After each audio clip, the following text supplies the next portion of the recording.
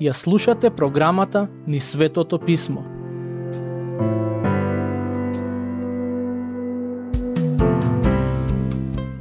Драги слушатели, во денешната епизода ќе почнеме да ги обработуваме текстовите поврзани со второто мисиско патување на апостолот Павле. Конкретно се наоѓаме во глава 16 од книгата Дела. Нејзин автор е доктор Лука, кој беше еден од луѓето кои го придружуваа Павле во неговите мисиски патувања. Контекстот е следниот. Апостолот Павле посака да ги посети христијаните кои поверуваа во Евангелието при неговото прво мисиско патување. Кога му го кажа тоа на неговиот соработник Варнава, Варнава предложи со нив да го земат и Јован Марко, но Павле не сакаше да го земе Јован Марко со себе, бидејќи тој ги напушти на првото патување. Така, Павле и Варнава се разделија. Едниот со себе го зеде Сила, а другиот со себе го зеде Јован Марко. По некое време Јован Марко навистина се покажа како доверлив човек, а за него апостолот Павле во второ послание до Тимотеј, глава 4 стих 11, вели дека му е корисен во службата. Целта на Павле беше да ги посети христијаните со нееврејско потекло кои поверуваа преку неговите поуки, за да види докаде се во својата вера. Стихови 1 и 2. Тој пристигна во Дерва и Листра и ете, таму живееше некој си ученик по име Тимотеј, син на јудејка која ја прифати верата и на татко Елин. Тој ученик беше на добар глас меѓу браќата во Листра и Иконија. Тимотеј, за кого Лука вели дека беше Исусов ученик, син на татко со грчко потекло и мајка со еврејско потекло, е еден од најважните водачи на црквата од првиот век. За време на ова мисиско патување, Павле го зеде под своја закрила и од тој момент Тимотеј му стана како син во верата. Стих 3. Павле посака да го земе со себе. Затоа, откако го зеде, го обреза поради јудејците, кои живееја по тие места, зашто сите знаеја дека татко му е Елин. Апостолот Павле имаше интересен метод на работа. Кога го запозна Тимотеј и го зеде со себе, тој побара од неговиот млад соработник да се обрезе. Можеби ќе се прашате, зошто Павле побара од Тимотеј да се обрезе? Зарем соборот во Ерусалим не беше јасен во однос на својот заклучок, дека неевреите немаат потреба да се обрезуваат? Да, вистина е дека апостолите и старешините во Ерусалим одлучија да не бараат од неевреите да се обрезуваат, но Павле сепак го побара тоа од Тимотеј. Не за Тимотеј да може да го добие спасението, туку да биде поефективен во службата помеѓу евреите. Павле не сакаше евреите да го отфрлат сведоштвото на Тимотеј само затоа што не е обрезан и затоа побара од него да ја направи таа жртва. Во прво послание до Коринтјаните, глава 9, стих 20, апостолот Павле вели дека за евреите станал евреин, а за неевреите неевреин, се со цел да ги придобие за Христос. Со други зборови, тоа што Павле го вели во тој стих е следното. Немам проблем да се подчинам на некои правила и норми кои не се спротивни на писмото, се додека тоа ми нуди можност да ги придобијам другите за Евангелието. Ова е важен и несекојдневен принцип и пристап кон евангелизацијата од кој верувам дека и ние денес треба да учиме. За жал, некои луѓе ги цитираат овие зборови на Павле, но ја промашуваат суштината на истите. Поентата не е да бидеме како луѓето од светот во гревот, туку да им се приближиме на начини кои нема да водат кон компромис со верата. Стихови 4 и 5. И додека минуваа низ градовите, тие им порачуваа на верните да пазат на одредбите определени од апостолите и старешините во Ерусалим. И така, црквите се утврдуваа во верата, а и по број се зголемуваа секој ден. Кога Павле отиде во градовите каде претходно го проповедаше Евангелието, тој немаше за цел само да ги посети христијаните, туку да ги охрабри да продолжат да чекорат по патот на верата. Лука вели дека црквите не само што се утврдуваа во верата, туку секој ден се зголемуваа во број. Стих 6. Така тие ги преминаа Фригија и Галатискиот крај, зашто ним не им беше допуштено од Светиот Дух да го проповедаат Словото во Азија. Ова е навистина интересен коментар од страна на доктор Лука. Тој вели дека иако Павле, Сила и Тимотеј сакаа да проповедаат во Азија, сепак Светиот Дух не им допушти да одат таму. Зошто? Се чини дека Лука не ни дава конкретен и директен одговор на тоа прашање. Не само тоа, туку Лука и не ни кажува на кој начин Светиот Дух ги спречил Павле и неговите соработници. Дали имале некакво видение во кое им било кажано да не одат таму? Дали преку некој Божи слуга ги предупредил да не одат? Тоа не можеме да го знаеме со сигурност. Но во понатамошниот дел од книгата дознаваме дека Светиот Дух имал поинакви планови. Наместо во Мала Азија, тој ги испрати Павле, Сила и Тимотеј во Македонија. Знаете, кога Бог ќе не спречи во нешто, кога нема да ни дозволи да го направиме тоа кое го планираме, тоа е најверојатно така, бидејќи Божјите планови се поинакви од нашите. Стихови 7 и 8.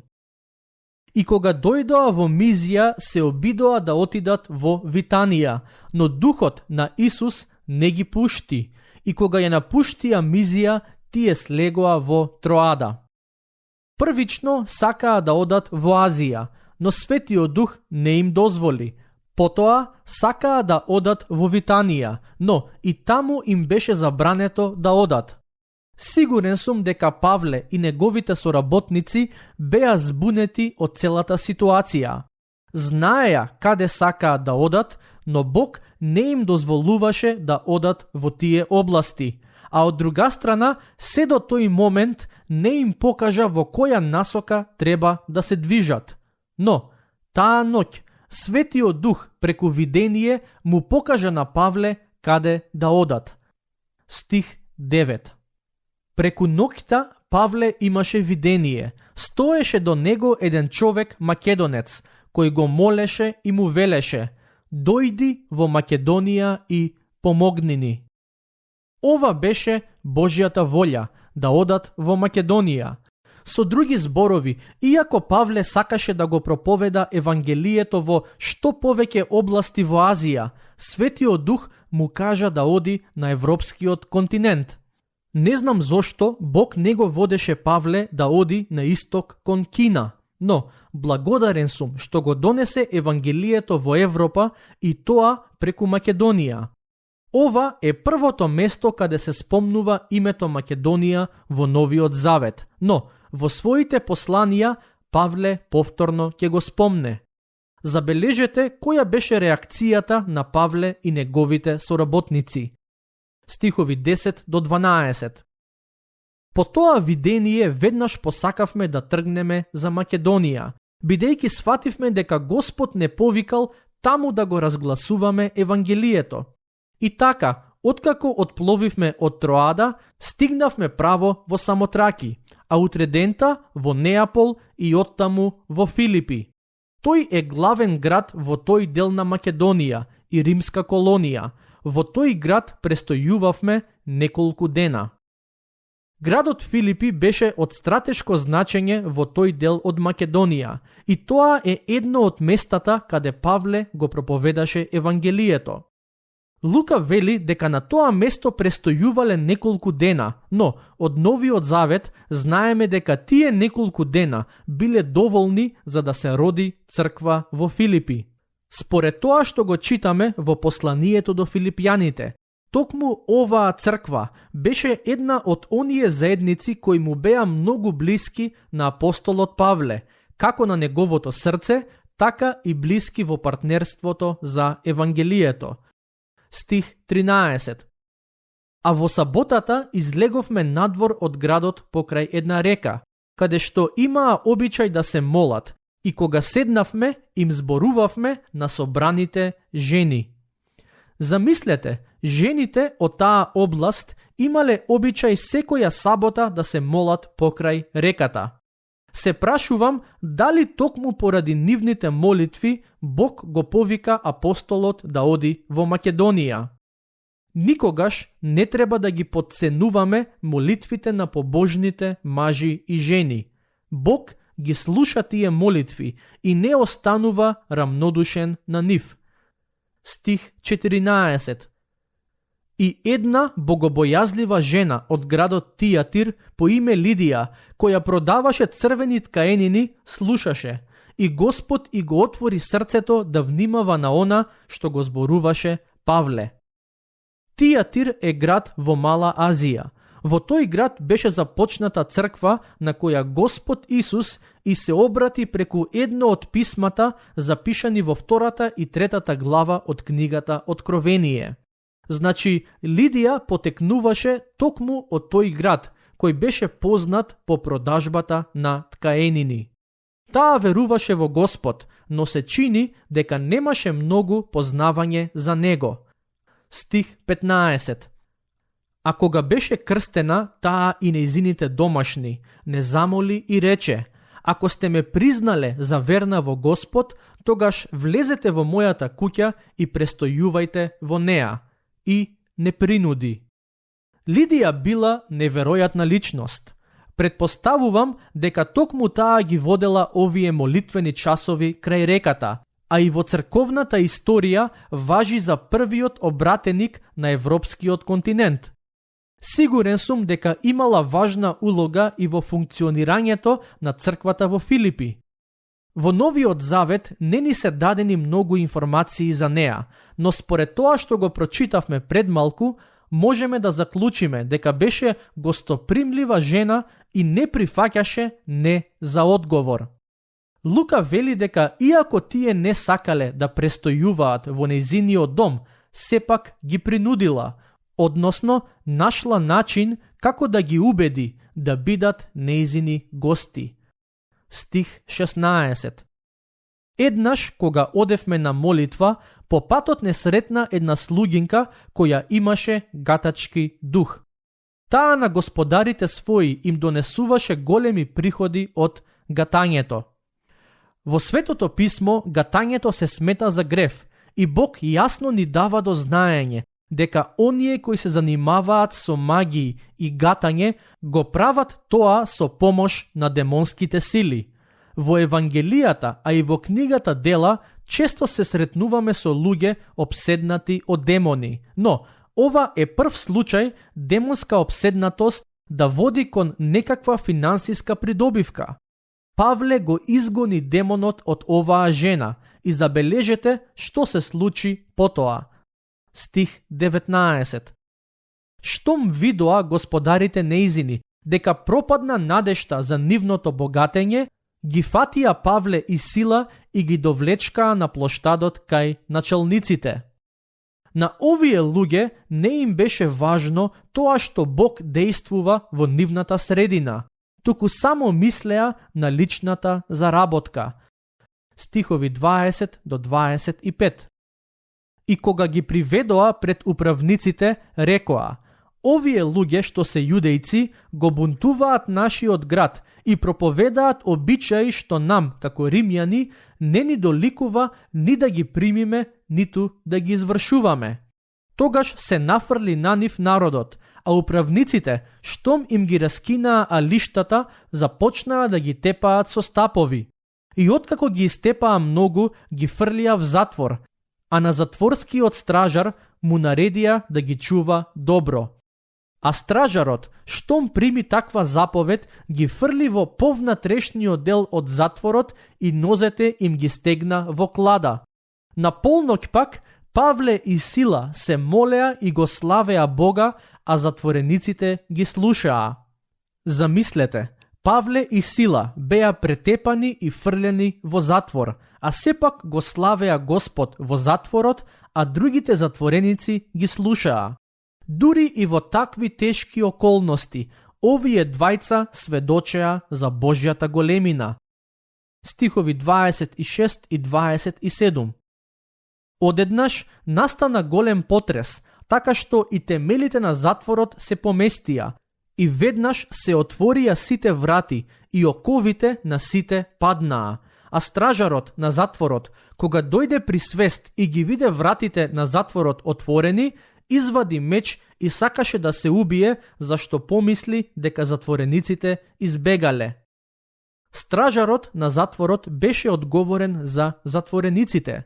Тоа значи дека ако некој од нив побегне, тој со животот ќе платеше за таквиот пропуст. За да не страда во рацете на други луѓе, овој човек одлучи сам да си го одземе животот. Стихови 28 до 31. Но Павле викна со силен глас и рече: не задавај си врз себе никакво зло, бидејќи сите сме овде. А тој побара светло, истрча и растреперен падна пред Павле и Сила, па откако ги изведе надвор, рече: Господари, што треба да направам па да се спасам? А тие му одговорија: поверувај во Господ Исус Христос и ќе се спасиш, ти и целиот твој дом. Како ќе се спаси целиот дом на овој човек? Поради неговата вера? Не, туку секој од нив треба да поверува за да се спаси. Никој не може да верува за некој друг. Верата мора да е евангелска, искрена и лична за да биде спасоносна. Стихови 32 до 37. И му го проповедаа словото Господово, нему и на сите што беа со него во куќата негова. Во истиот час, таа ноќ, тој ги прими дома и им ги изми раните. Потоа, веднаш беше крстен, тој самиот и сите негови домашни. Тогаш ги одведе горе во својата куќа, постави трпеза и се зарадува со целиот свој дом, зашто поверува во Бога. А кога осамна, војводите пратија судски служители кои рекоа: пушти ги оние луѓе. Затворскиот стражар му соопшти за тоа на Павле: градските судии пратија да ве ослободам, затоа излезете сите и одете си со мир. Но Павле им рече: зарем откако нас, римски граѓани, не биеја пред народот без суд и не фрлија в затвор, сакаат сега тајно да не пуштат? Не, нека дојдат и сами нека не изведат. Апостолот Павле беше римски граѓанин и во одредени моменти го користеше тој статус за да избегне нечовечки третман од некои авторитети, или пак да им даде до знаење на властите дека не смеат да ја злоупотребуваат својата позиција. Во овој случај тој дури доби и извинување. Стихови 38 до 40. Градските служители им го кажаа тоа на градските судии, а тие се уплашија кога слушнаа дека се тие римски граѓани. И дојдоа па се извинија пред нив, ги изведоа и ги замолија да излезат од градот. А тие, штом излегоа од затворот, отидоа во домот на Лидија, ги видоа браќата, ги утешија и си тргнаа. Тука ќе го завршиме денешното проучување. До следниот пат, Бог нека ве благослови.